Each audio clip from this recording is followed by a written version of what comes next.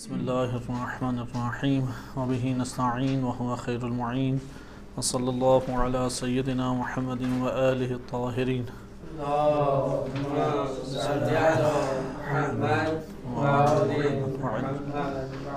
سورہ یونس آیت نمبر 97 ارشاد باری تعالی ہوتا ہے وَلَوْ جَاءَتْهُمْ كُلُّ آیَةٍ حَتَّى يَرَوُا الْعَذَابَ الْأَلِيمَ۔ اس آیت کریمہ کے ذیل میں ہم قصص قرآنی کا موضوع مطالعہ کر رہے تھے۔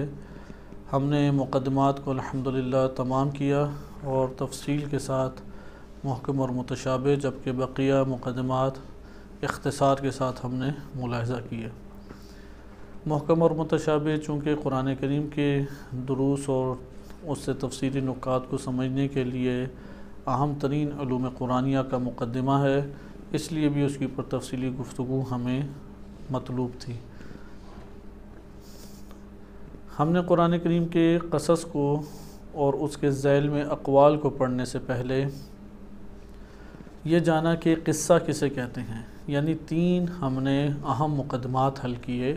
اگر یہ 3 مقدمات حل نہ کریں تو قصص قرآنی کے اوپر جو اقوال اور تحقیقات وارد ہوئی ہیں اس کا ہم صحیح مطالعہ نہیں کر سکتے۔ پہلا اس میں مقدمہ تھا قصہ کسے کہتے ہیں، اور اس میں ہم نے مطالعہ کیا کہ قصہ ادب یا کسی بھی زبان کا کہ ادب کا ایک حصہ ہے۔ اسی طرح ادب عربی اس کا ایک اہم ترین جز وہ قصہ یا داستان یا اب ناول کہہ لیں یا ڈرامہ کہہ لیں، اس عنوان سے، جس میں داستانیں ہیں، کہانیاں ہیں، قصص ہیں، مختلف چیزیں ہیں۔ اور اس کے بعد ہم نے دیکھا کہ اسی کے ذیل میں قصہ بنتا کس طرح سے ہے۔ اس میں واقعہ ہوتا ہے، کردار ہوتا ہے، ہدف ہوتا ہے، ہدف تک پہنچانے کے لیے اسلوب کا انتخاب کیا جاتا ہے۔ اس کی اقسام ہم نے قصے کی پڑھی، لیکن ہم نے انتہائی عجلت میں اور انتہائی تیزی کے ساتھ اس کو مطالعہ کیا، کیونکہ اس میں بنیادی یہی بیان کرنا مقصود تھا کہ جب بھی قصہ ایجاد کیا جاتا ہے تو اس میں ایک ہدف کو مد نظر رکھتے ہیں، یعنی ایک واقعہ اور حادثہ بیان کرنا ہے اور اس حادثے سے کچھ دینا چاہتا ہے وہ قاری کو، پڑھنے والے کو، دیکھنے والے کو۔ مثلا کسی نے یہ بیان کرنا ہے کہ ماں اور بیٹے میں کس طرح کی محبت ہوتی ہے، اب وہ اس کو پھر بیان کرتا ہے طریقے سے۔ کسی نے غلط روش کو اختیار کیا تو اس کا نتیجہ کیا نکلا، وہ نتیجہ دکھانا چاہتا ہے تو قصے کو ایجاد کرتا ہے۔ مختلف اہداف ہوتے ہیں نا، ان اہداف کے حصول کے لیے کیا کیا جاتا ہے، قصے کو ایجاد کیا جاتا ہے۔ اس اعتبار سے قصے کو ایجاد کرنا کوئی فعل حرام نہیں ہے، کوئی غلط کام نہیں ہے۔ آپ نے ایک مطلب بیان کرنا ہے اور اس مطلب کو اگر آپ قصے کی اسلوب میں ڈھال کے کسی کے لیے بیان کرتے ہیں اور قصہ خود سے گھڑ لیتے ہیں تو کوئی بھی نہیں کہتا یہ غلط کام کیا، کیونکہ آپ نے قصہ، مثلا آپ پرندوں کا قصہ گھڑ لیتے ہیں، ایک شیر تھا، ایک لومڑی تھی، یا آپ بیان کرتے ہیں ایک بندہ ہے وہ شہر میں زندگی بسر کرتا تھا اور اس کے گھر کی حالت ایسی تھی، اب اس کا آپ تھوڑا سا کردار اور شخصیت بتائیں گے، پھر کسی زندگی کے ایک واقعے کو اس سے اٹھا لیں گے۔ عموماً ڈرامے اسی طرح سے بنتے ہیں۔ تو قصہ ہم نے ملاحظہ کیا کیونکہ قصے سے بات جلد سمجھ آ جاتی ہے۔ ابھی مثلا واقعات اور حقیقی واقعات اور غیر حقیقی واقعات پھر دونوں ہی قصوں کی صورت میں آ گئے۔ اگر حقیقی واقعہ ہو یا غیر حقیقی واقعہ ہو، ہر دو میں کچھ نہ کچھ وہ ہدف رکھتا ہے کہ یہ میں پڑھنے والے تک پہنچاؤں، درست؟ ہم اب آ جاتے ہیں حقیقی واقعات کو۔ ہم نے کیا حقیقی قصص کون سے قرار دیے تھے؟ جو خارج میں حقیقتاً رونما ہوئے ہوں، انہیں ہم نے کیا نام دیا تھا؟ حقیقی اور سچے واقعات یا سچے قصص، اور جس کے اوپر باقاعدہ شیعہ سنی دونوں ہی مکاتب میں مختلف کتب لکھی گئی ہیں اور دلچسپ کتب ہیں۔ اور بعض غیر حقیقی واقعات ہیں، جیسا کہ منطق الطیر ہے۔ اب منطق الطیر معروف کتاب ہے اہل تصوف کی، اس میں منطق الطیر کے انداز میں حقائق بیان کیے گئے ہیں۔ یا اسی طرح سے کلیلہ و دمنہ ہے کہ قدیم ہندی ادب کی کتاب تھی اور اس کو عبداللہ بن مقفع نے امام سجاد علیہ السلام یا امام باقر علیہ السلام کے دور میں ترجمہ کیا اور وہ پھر عربی ادب کا حصہ بن گئی۔ اصل ہندی کتاب تو ضائع ہو گئی، مفقود ہو گئی، وہ جو عربی ٹرانسلیشن تھی اس دور سے ابھی تک چلی آ رہی ہے، اور اس وقت عربی کا قدیم ترین اور بہترین بلاغی اور ادبی شاہکار کہلاتا ہے کلیلہ و دمنہ، حتیٰ کہ آغا حسن زادہ عملی نے اس کے اوپر تحقیق بھی لکھی ہے، کیونکہ اس کے اندر جو واقعات ہیں وہ جانوروں کی زبانی ہیں لیکن سارے اخلاقی ہیں، اخلاقی نوعیت کے ہیں، یعنی ہر جانور کے واقعے سے ایک اخلاقی سبق اس سے ہمیں ملتا ہے۔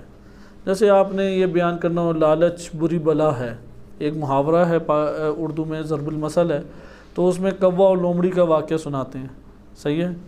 یا اسی طریقے سے ہے کہ آہستہ آہستہ تم لگاتار کام کرو کامیاب ہو جاؤ گے، کچھوے کی مثال دیتے ہیں، خرگوش اور کچھوے کی شروع ہوئی دوڑیں شروع ہوئی۔ اب یہ غیر حقیقی واقعات ہیں لیکن سبق چونکہ موجود ہے اس وجہ سے یہ بڑے پیمانے پہ فائدہ اس سے حاصل ہوتا ہے، لیکن بس قصص حقیقی کسے کہیں گے کہ جو حقیقتاً خارج میں واقع ہوئے ہوں، انسانی ذہن کی ایجاد نہ ہو۔ اس کے بعد ہم نے دوسرا مقدمہ پڑھا، اور وہ دوسرا مقدمہ تھا کہ تشبیہ اور تمثیل کسے کہتے ہیں، تشبیہ اور تمثیل کسے کہتے ہیں۔ اس میں ہم نے تشبیہ کے ارکان پڑھے، اور تشبیہ کے ارکان کے ذیل میں ہی ہم نے جب دیکھا کہ وجہ شبہ مختلف جہات سے اگر ہو، مختلف اعتبارات سے اگر ایک جگہ پر ہو، یعنی وجہ تشبیہ کے ارکان ہمارے پاس کتنے تھے؟ ایک مشبہ ہے، ایک مشبہ بہی، چار ارکان تھے، مشبہ، مشبہ بہی، وجہ شبہ اور ادات تشبیہ۔ تین چاروں کے اعتبار سے مختلف قسمیں آتی ہیں۔ ان میں سے ایک قسم آتی ہے وجہ شبہ۔ وجہ شبہ یا تو مفرد ہے یا متعدد ہے۔ اگر وجہ شبہ متعدد ہو تو اسے کیا کہتے ہیں؟ تمثیل۔ بہرحال اس کے اوپر ہمارے بحث ہو چکی ہے۔ تمثیل کے حوالے سے یعنی اس میں تشبیہ کا اسلوب ہے، ایک مثلا دنیا کو تشبیہ دی گئی ہے بارش کے برسنے سے، اب یہ دونوں ایک نہیں ہیں، وجہ شبہ اس میں ہونا ضروری ہے۔ نمبر تین، تیسرا ہمارے پاس مقدمہ تھا محکم اور متشابہ، اور پھر ہم نے متشابہ کا تفصیلی معنی پڑھا، اور اس میں ہمارے پاس یہ بات آئی کہ تعویل محکم اور متشابہ دونوں کو شامل ہے، اور اس میں تین نظریات بنیادی تھے۔ آپ تینوں نظریات کے حوالے سے جائزہ لے سکتے ہیں۔ متقدمین مفسرین کا کیا نظریہ ہے؟ وہ یہ کہتے ہیں کہ متشابہ کا مطلب یہ ہے کہ تفسیر عام ہے، محکم کو بھی شامل ہے اور متشابہ کو بھی شامل ہے۔ اچھا، اس کے بعد ہمارے پاس دوسرا نظریہ اس حوالے سے آیا تھا، البتہ یہ تعویل کے باب میں ان کا نظریہ ہے۔ دوسرا نظریہ تھا متاخرین کا، کہ جو ظاہر معنی کے خلاف ہے اسے انہوں نے کیا قرار دیا؟ وہ متشابہ قرار دیا، اور اس کو پھر تعویل سے اس کا تعلق جوڑا۔ اور تیسرا نظریہ تھا نہیں، تعویل حقیقی اور عینی چیز ہے۔ یعنی تین نظریات تعویل کے باب میں ہم پڑھ چکے ہیں۔ متقدمین کی ایک رائے ہے تعویل کے بارے میں، اور دوسری رائے متاخرین کی ہے، اور یہ دونوں لفظ اور معنی کے ساتھ اس کا تعلق جوڑتے ہیں، جبکہ تعویل کا معنی علامہ طباطبائی رحمۃ اللہ علیہ نے خارجی، حقیقی خارجی وجودات سے انہوں نے اس کا تعلق جوڑا ہے۔ متشابہ سے وہی مراد ہے کہ ایک جگہ پہ انسانی ذہن متردد ہو جائے۔ مبہم کو متشابہ نہیں کہتے، یہ ہم پڑھ چکے ہیں۔ وہ اس اعتبار سے متشابہ آشکار ہوتا ہے، واضح ہوتا ہے، روشن ہوتا ہے کہ وہ معنی آپ کو دے رہا ہے، لیکن جو معنی دے رہا ہے اس سے ہمیں یہ نہیں پتہ لگ رہا آیا متکلم نے الفاظ کے ذریعے سے یہی معنی مراد لیا ہے یا نہیں کوئی اور معنی مراد لیا ہے۔ اس تردد کو حل کرنے کے لیے یا محکمات کی طرف اس کا رجوع، ام الکتاب ہن ام الکتاب قرار دیا گیا، اس کی طرف رجوع کریں اور اس کی تعویل کو جانیں۔ ادھر تعویل کی بحث شروع ہوئی۔ متقدمین نے تفسیر کو عام قرار دیا جو تعویل کو بھی شامل ہے۔ متاخرین نے ظاہر الفاظ جو ہیں قرآن کریم کے، اس کے مخالف معنی کو کس سے تعبیر کیا؟ تعویل سے تعبیر کیا۔ اور تیسرا ہمارے پاس معنی کیا آیا؟ خارجی عینی امور ہمارے پاس ہے۔ اس ضمن میں اور بہت سارے اقوال ہیں، آپ انشاءاللہ تعالی ویکیفک میں موجود مقالہ دیکھ سکتے ہیں، اس میں 16 کے 16 اقوال تعویل کے باب میں جو وارد ہوئے ہیں وہ ذکر کیے ہیں۔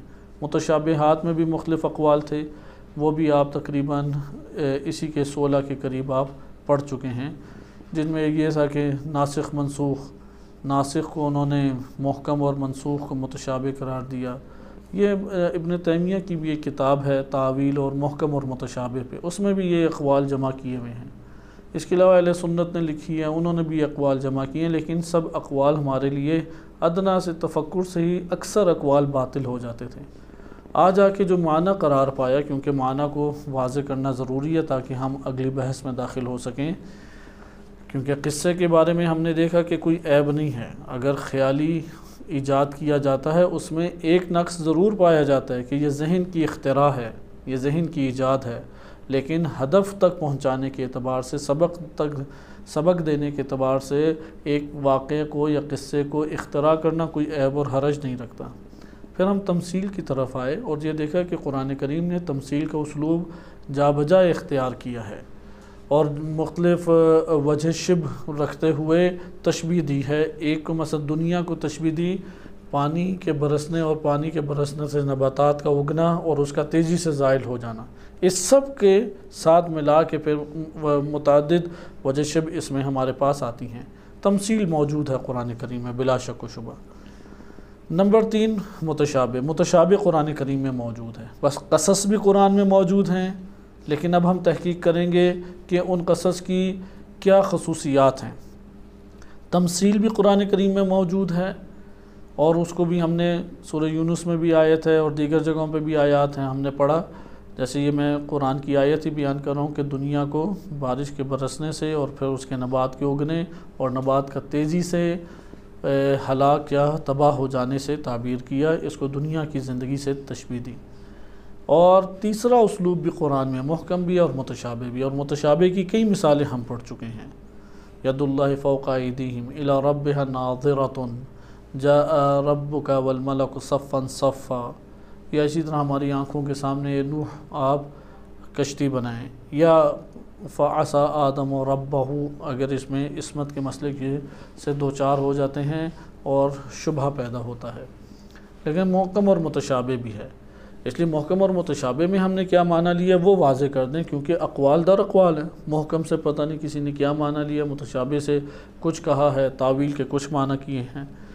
تو تفسیر بھی اسی طرح ہے، ابھی ہم تفسیر کو انشاءاللہ اب کسی اور موقع پہ آپ کی خدمت میں بیان کریں گے، وہ 1-2 دن چلے گا موضوع، تاکہ پتہ لگے تفسیر سے کیا مراد ہے۔ تفسیر کے بارے میں سب کے ایک یکساں قول نہیں ہے، یا اس کے آداب یا تفسیر کے طور طریقے، اس کی پر بحث کی ایک نو گنجائش ہے۔ انشاءاللہ کسی اور مورد میں اب اس کو موضوعی طور پہ تفسیر کو لے کے چلیں گے۔ ہم فی الحال تعویل کو دیکھ سکتے تھے۔ محکم سے ہم نے معنی لیا کہ جس کا معنی آشکار ہے اور انسان معنی لینے میں کسی قسم کے تردد کا شکار نہیں ہوتا۔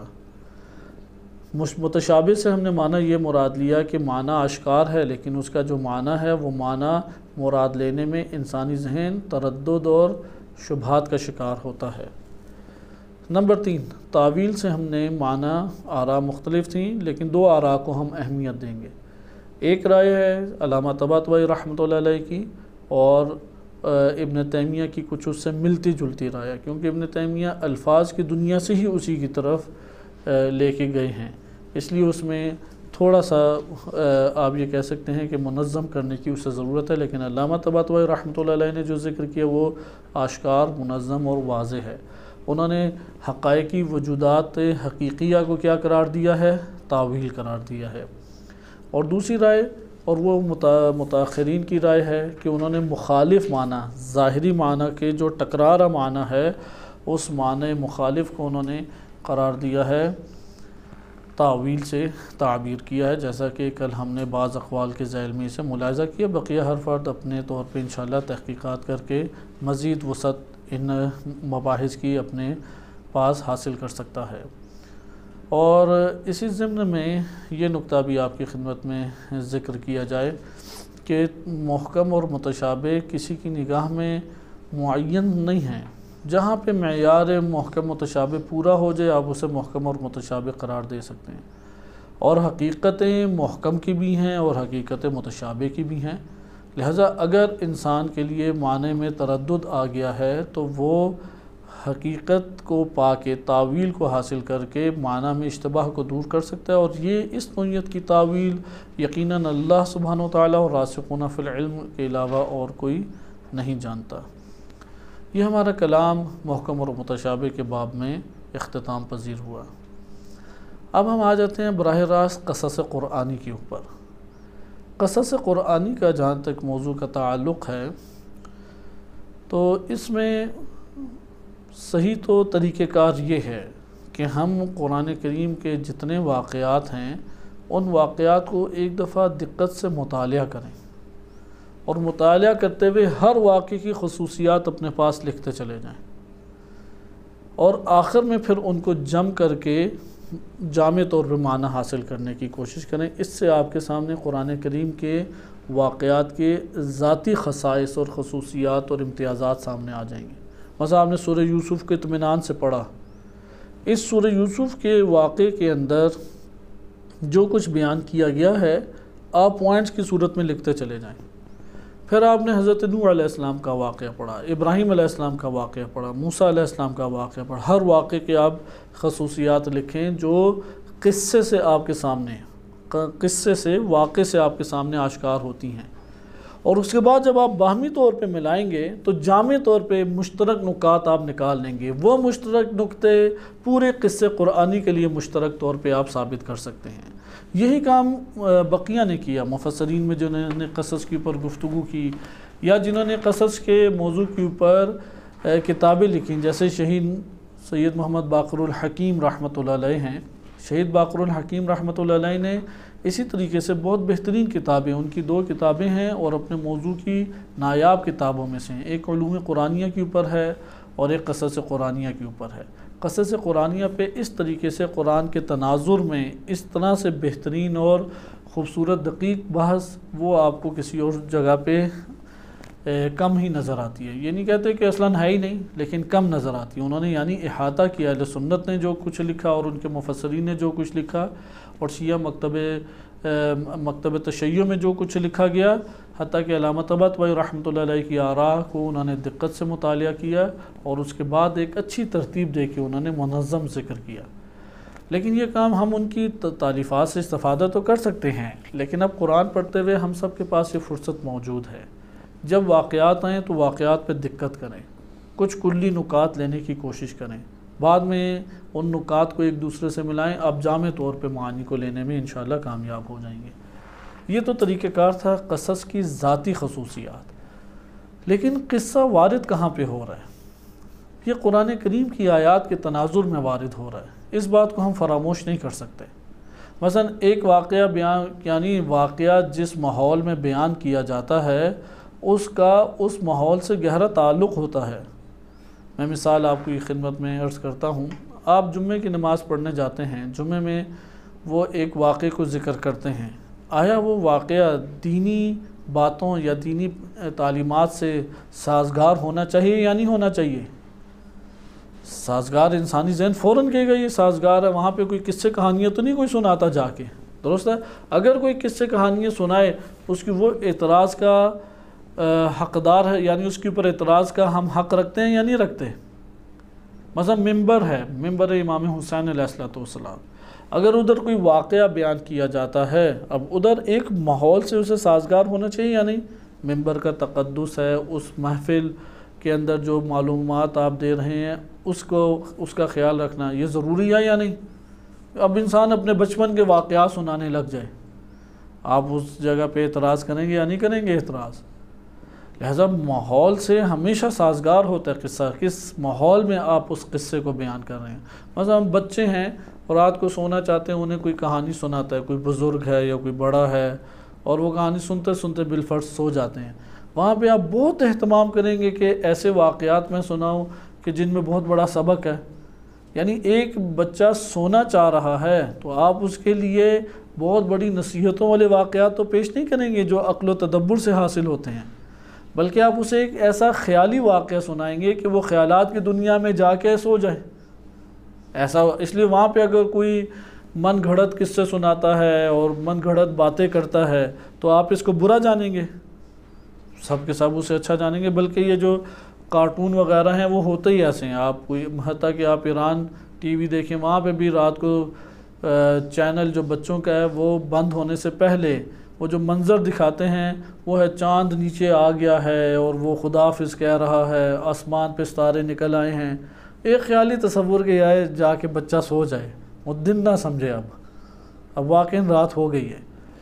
تو یہ آپ نے ملاحظہ کیا کہ آپ اس کو برا نہیں جانیں گے، لیکن اگر یہی مثلا شہادت کے ایام ہیں اس میں یہ چیزیں اگر آشکار کر دی جائیں آپ اعتراض کریں گے.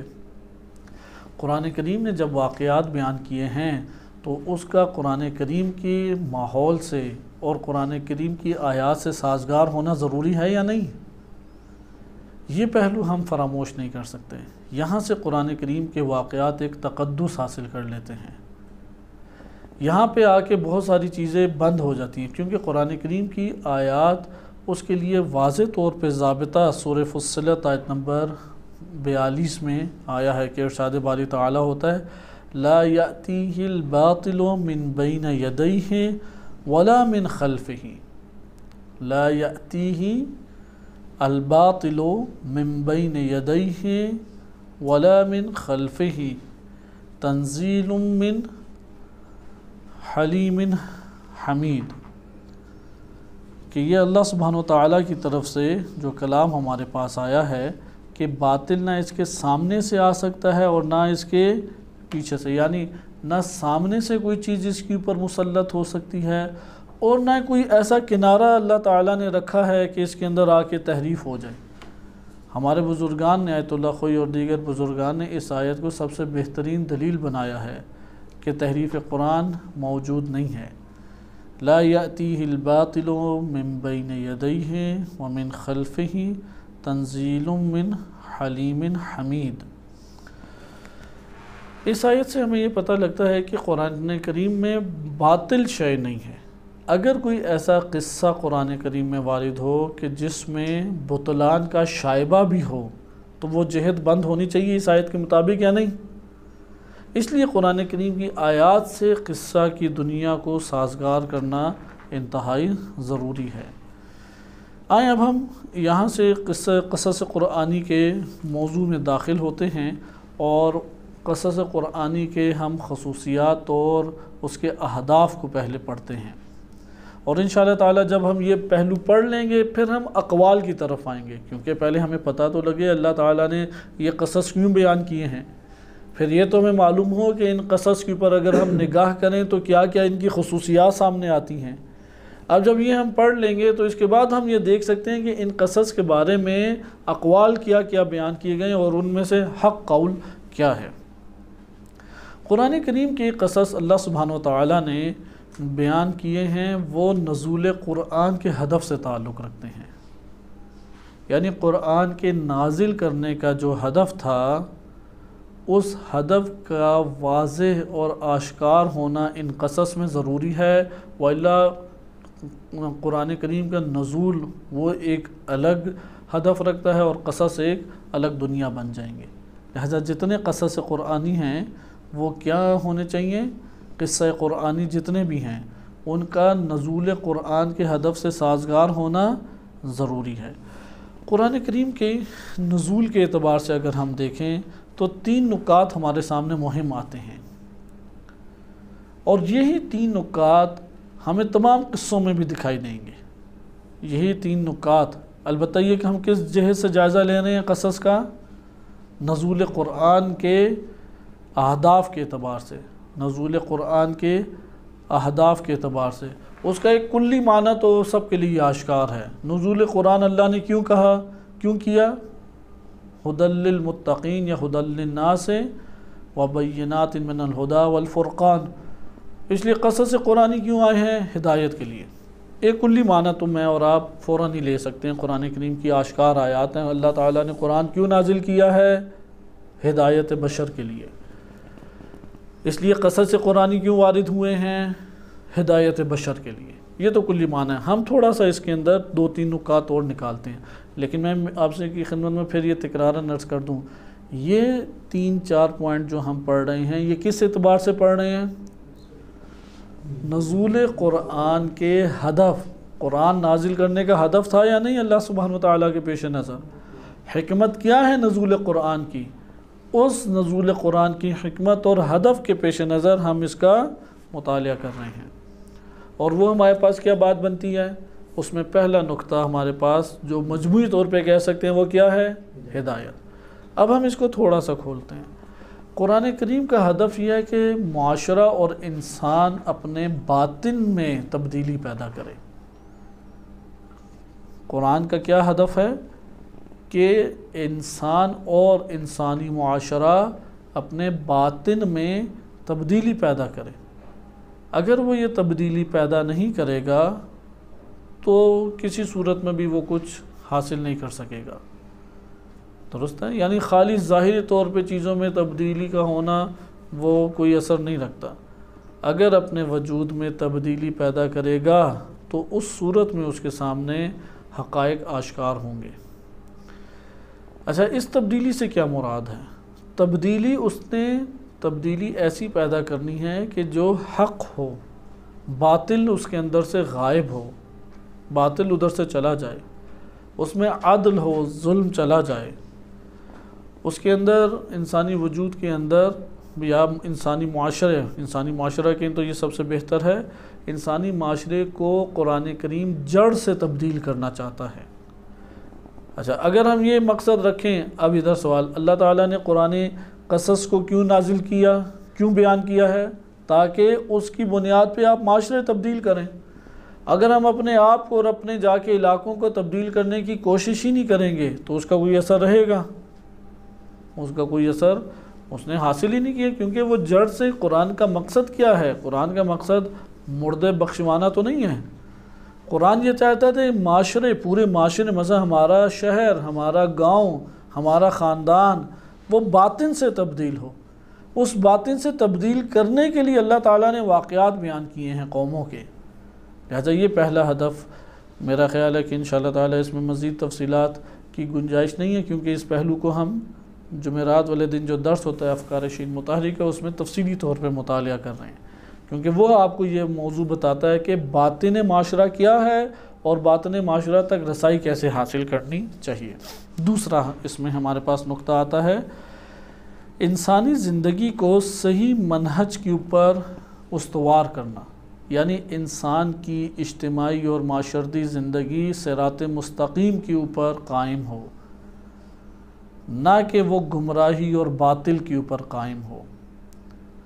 یہ مطالب انسان سن کے بعض اوقات تھک جاتا ہے، وہ کہتا ہے یار ہمیشہ ایک ہی بات ہے، ہمیشہ ایک ہی بات، کیونکہ وہ اندر سے شہوات کو لینے کے چکروں میں ہیں، اور ان چیزوں سے تو شہوات سے کنارہ کش ہونا پڑتا ہے، لہٰذا انسان کی بعض اوقات ان باتوں کی طرف رغبت بڑھتی نہیں ہے۔ وَإِلَّا حقیقت یہی ہے، انسان جو نیکی انجام دیتا ہے اس میں پانا کیا چاہتا ہے؟ صراط مستقیم پر قائم ہو۔ لہٰذا اللہ سبحانہ وتعالیٰ نے جتنی باتیں کی ہیں قرآن کریم میں وہ کس وجہ سے ہیں؟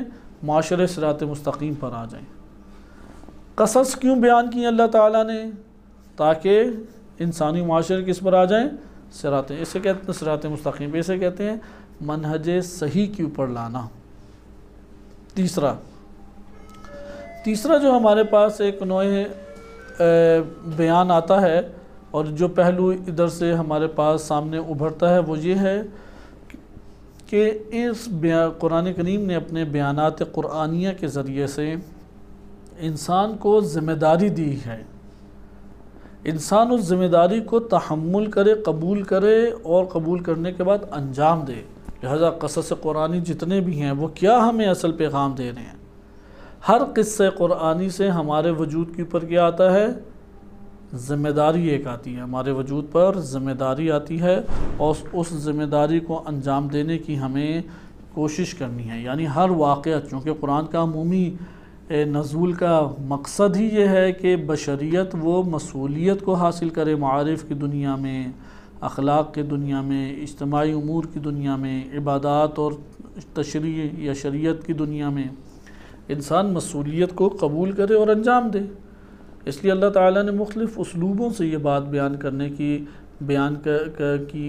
بیان کی ہے کہ انسان ذمہ داری اور مسئولیت کا حامل ہے، اسے مسئولیت اور ذمہ داری قبول کر لینی چاہیے۔ یہ تین ہمارے پاس قرآنی نزول کے اعتبار سے آتے تھے۔ آئیں اب ہم قرآنی قصص کے، یعنی بالفاظ دیگر، یہ مثال جو میں نے پہلے آپ کو سنائی وہ مثال انہی تین نکات کی اہمیت اجاگر کرنے کے لیے تھی کہ قرآن کریم کے قصص کس ماحول میں آ رہے ہیں۔ جیسے میں بتایا نا، ماحول کے اعتبار سے بڑا فرق پڑتا ہے۔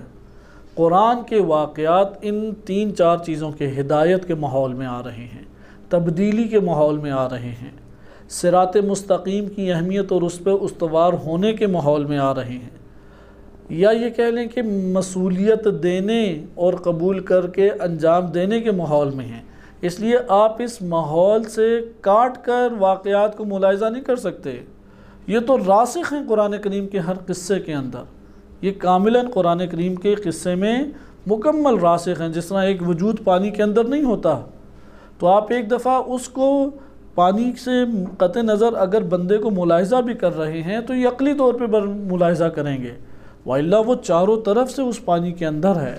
اسی طریقے سے یہاں پہ ہمارے پاس بیان آتا ہے کہ قرآن کریم کے واقعات، یعنی بالفاظ دیگر اگر آپ ان 3-4 پوائنٹ کو کاٹ دیں تو قرآن کریم دیگر داستانوں کی طرح ایک داستان ہے جس کا کوئی آپ کو فائدہ نہیں ہے۔